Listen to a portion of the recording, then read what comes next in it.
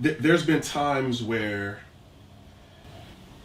I think I haven't been accepted in certain circles because of my profession. And, I can't help where I come from. And I'm very proud of where I come from. Hey, hey, hey, yo. I've been searching. My name is Rod Green. I'm a law enforcement lieutenant by day, and have a lot of other hats that I wear. I'm also a hip-hop artist, producer, do a lot of different things in the community. I have a younger brother and two best friends that were actually killed in Chicago due to gang violence and just violence in general. But for me, like I said, I'm always going to be true to who I am. Do I listen to some gangster rap? Definitely. I love some Biggie Smalls. He's one of my favorite rappers, matter of fact, Notorious B.I.G.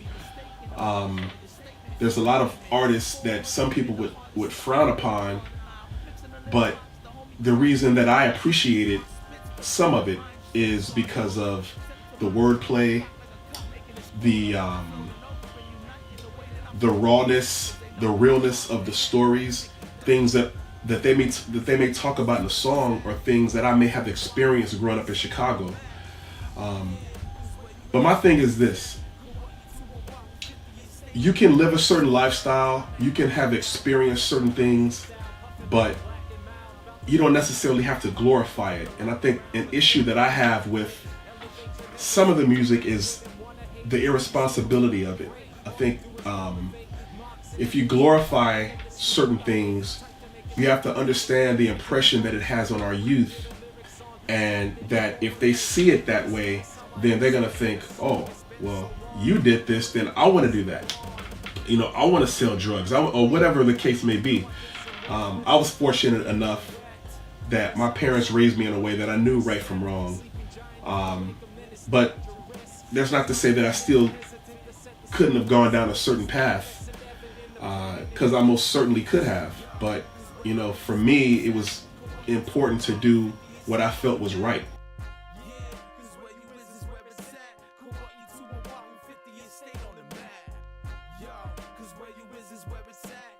So I got involved in music back in the 80s.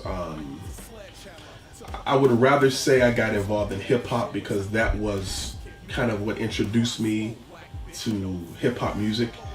But I started off as a break dancer, and within hip-hop you have your DJ, you have your MC, you have the dancers, and you have your graffiti artists. So within that whole culture, I started off as a b-boy, which is a break dancer, and then it just kind of evolved to me being an MC. And I had actually gone to visit my older brother in San Diego when I graduated from high school, because I had joined the Marine Corps, but I was on what was called the delayed entry program. So basically I graduated, I had the summer off, and then I was gonna go to boot camp in the fall.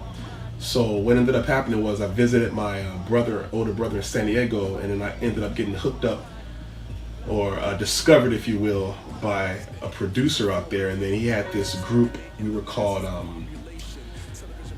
SAD, Students Against Drugs.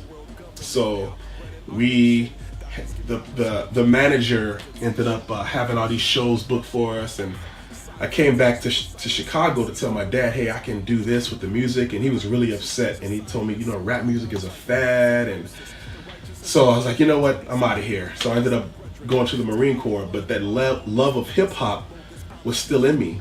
So, I was able to just continue to rap. I ended up meeting a DJ of mine in the Marine Corps. We actually met in a Marine Corps. It's called a PX. So, we're out in El Toro in Orange County, and I see this guy dressed East Coast, and I'm looking at him like, what's up with this guy? He just seemed like he didn't belong there. And I knew he was in the Marine Corps because he wouldn't have been able to be in this particular store. Anyway, long story short, he plays this cassette tape in the stereo. So I'm listening to this music, and I'm like, dude, who made those beats? And he said, oh, I did. I said, oh, really? I said, well, I rap. So he says, oh, really? So we ended up going back to my barracks. He heard me do this freestyle. And then from then on, we ended up doing a demo. We won this rap contest. And then we got signed from this record company out of New York called B-Boy Records. And then it just kind of took off from there. But that was the origin of how my hip hop career started.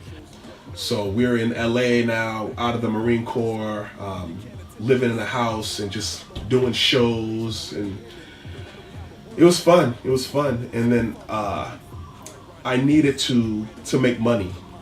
So I decided the best way to use my talents, I wanted to help people, and I decided, you know what, let me see about being a police officer. So I ended up joining the police department out in Los Angeles, worked for the LA County Sheriff's Department, and it was awesome. I was able to balance the music as well as do my career, which struck a lot of people as odd when they found out that I was a police officer, because they would figure, well, how can you do hip hop music and be a police officer? Which is sad, because that would be like, well, how can you be a police officer and be a jazz musician? Or how can you be a police officer and be an artist, a painter? So to me, it's like hip hop has such a bad reputation, and I think it's a lot of reasons for that. But I feel like the ability to do both was just who I was. I never felt like I had to play a role to be somebody that I wasn't. I remember being outside of a spot in LA off of Crenshaw and Slauson. It was a place called it was called Project Blowed. We used to rap at this place called The Good Life, but then they moved it to another place called Project Blowed, where all these different MCs would come and just freestyle. So I remember being there in my sheriff's car, sitting outside, and people were just kind of hanging out, and I started rhyming. Within about 10 seconds, my entire police car was surrounded, and people are just like, oh my God, like this guy, he can really rap. So it was kind of funny, but the thing that I remember the most about that is after we did that, it was a group of us that just kind of got into a cipher, and we were just spitting rhymes back and forth after the big crowd had left. And one of the guys came up to me afterwards and he said, man, I always wanted to be a police officer, but I never knew that I could rap and be a police officer at the same time.